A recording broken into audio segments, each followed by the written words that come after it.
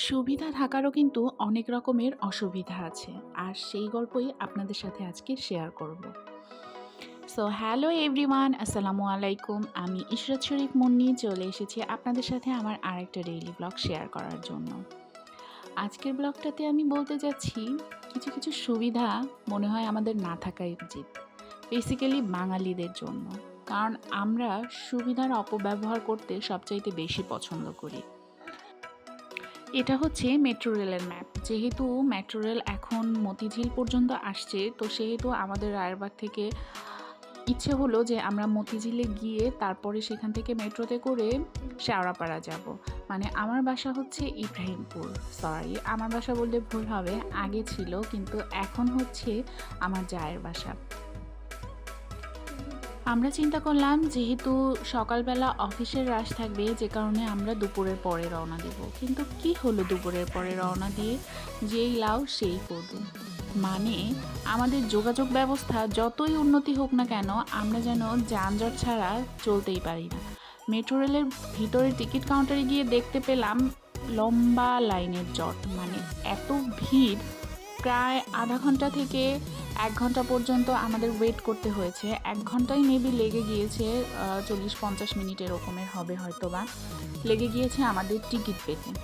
এরপরে টিকিট নিয়ে চলে গেলাম সোজা উপরে। তো আমরা গিয়ে দেখি স্টেশনে ট্রেন একটা দাঁড়ানোই আছে। তো মোটামুটি গিয়ে এই অবস্থা দেখে দেরি না করে উঠে পড়লাম।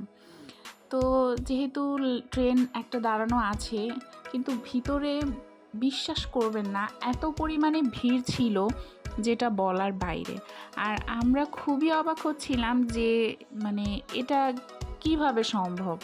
মানে এই দুপুরের টাইমেও ভিতরে এত ভিড়, মেট্রো রেলে একদম পা ফেলার জায়গা নেই। আর জাস্ট আমরা যে মতিঝিল থেকে উঠলাম, মতিঝিলের অবস্থায় ছিল এই, যেহেতু ওটা লাস্ট স্টপেজ ছিল, তারপরও ওটার অবস্থা এত ভিড়। এরপরে তো মনে করেন প্রত্যেকটা স্টপেজ ঢাকা বিশ্ববিদ্যালয়ের সামনে থেকে, তারপরে ছিল শাহবাগের মোড়। মানে প্রত্যেকটা স্টপেজে মানুষ এত পরিমাণে উঠছিল, মানে কি বলবো। এরপরে আমাদের অবস্থা হয়েছে, আমরা অপোজিট সাইডের দরজার পাশে একদম চুপটি করে দাঁড়িয়েছিলাম। মানে নিজেদের হাতও নিজেরা নাড়াতে পারছিলাম না, এমন একটা অবস্থা। তার ভিতরেও যেহেতু আমি ডোর সাইডে ছিলাম, তো আমি একটু সামান্য ভিডিও করেছি। আর এই তো বলতে বলতে চলে এলাম আমার পরীর বাসায়।